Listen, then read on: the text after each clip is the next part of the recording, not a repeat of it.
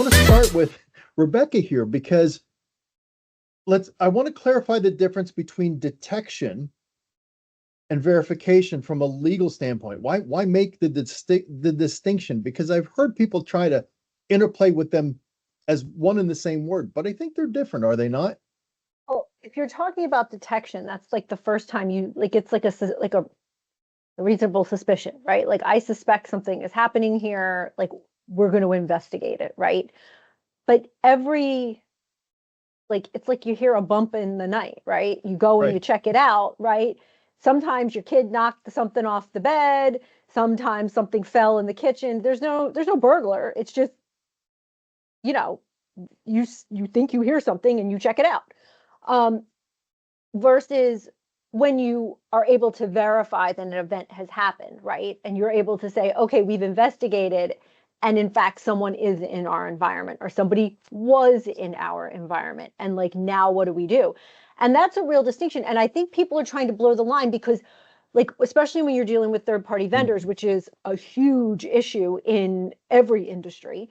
You want to know as close to the point of we think there's something wrong here, right? The call is coming from inside the house.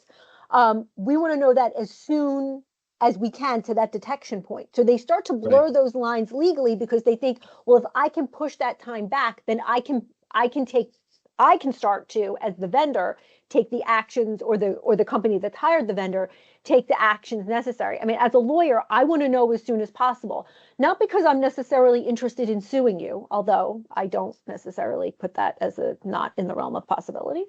But I actually would prefer not to. I prefer you do everything you're supposed to do and you take up the mantle of doing whatever legal obligations, and then Right. I just have to sit there and go, okay, you're doing the right thing. But I want to know because depending on the interactions between the organization, the amount of data that's being exchanged, you may want to shut it down. I know it's interesting. I was on a webinar the other day with the administrative offices of the court in the state of New Jersey, and what our ethical obligations are as attorneys is changing because they're trying, like, we need to let them know if we have a data breach because they want to cut off our access to stop it from spreading into their system, right? Because I mean, that's a huge issue for them. So many people integrating with their system and logging into their system. So like, I get it. Like, that's why those lines are starting to get blurred. It's also why you need a good cyber lawyer to say, okay, like, where is that line appropriate? And like, let me come up with, I know nobody enjoys a good definition like I do. I like a good definition of each of those terms so that we all know what we're dealing with here and that we can discuss that and hopefully come to some sort of resolution where I'm learning about it as soon as possible. But, you're not giving me a whole bunch of false positives because I don't want the sky to be falling down every 5 seconds, right? Like, that's ridiculous. No one can conduct business that way. I think you make a valid point that sometimes we get different definitions for the same word. And I've seen this in the industry. You know, we'll talk about zero trust in a second, I assure you. But that's one of those definitions that is just all over, right? Angelo, walk through an incident example. Doesn't have to be a big one, but from a detection to a verification to resolution, and like, when does that clock start ticking on notification, and how does that visibility help here, and not only to detect but verify that things are okay? When that actually starts to tick is generally a conversation between myself, some people internally, a person like Rebecca. Maybe a nice person like Rebecca. Nice. Threw that at her. And really kind of deciding what has been exposed, how much of it's been exposed, and to whom. Once we make that determination, then we can make a true verdict on whether there has been the B word, a breach. And by the way, just so everybody knows, you don't mention the B word until someone says it's the B word. It's a very bad thing to start saying the B word early, because it may not be anything. It may, the data that was released, say something got put into the wild, it may be fully encrypted to an acceptable standard and may not be considered an issue.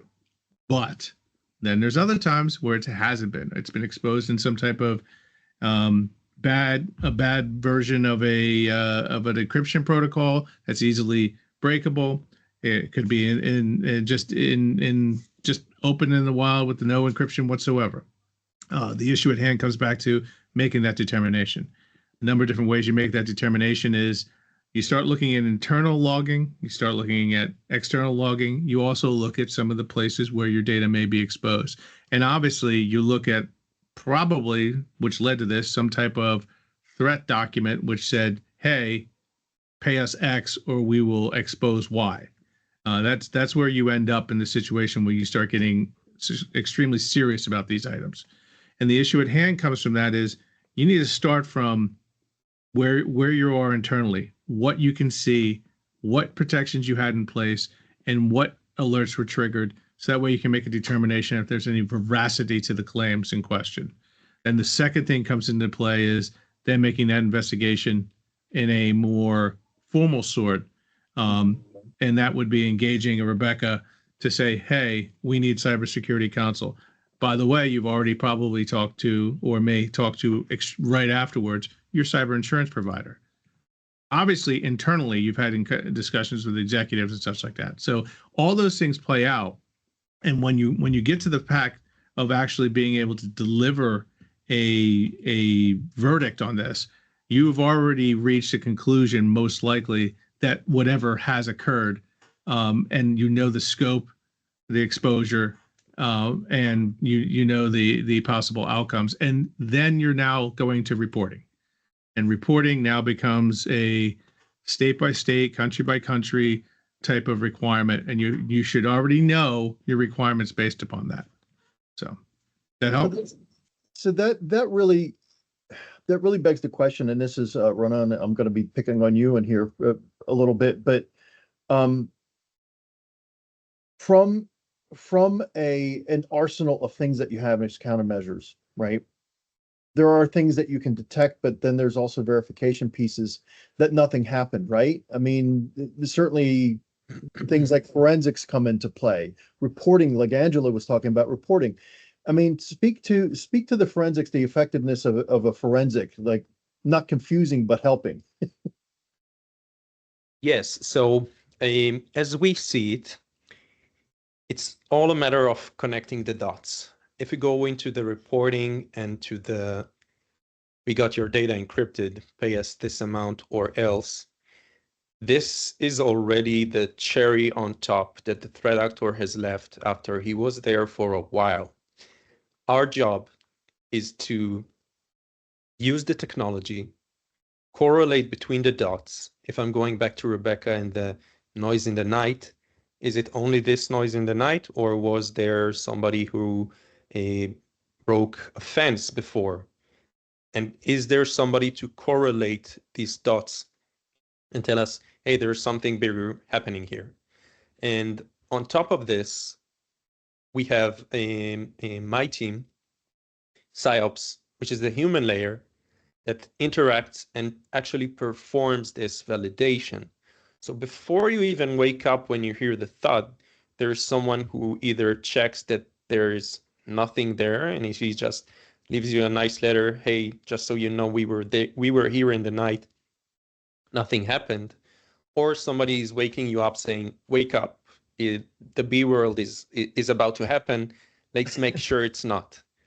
So it's about connecting the dots. It's about consolidating those areas to make sure that we give the lowest time between the detection of an event, which is then translated into an alert, into validating, is it a false positive that should be addressed, or is it a real scenario when the threat actors are on the doorstep, and then make sure that they will not come in.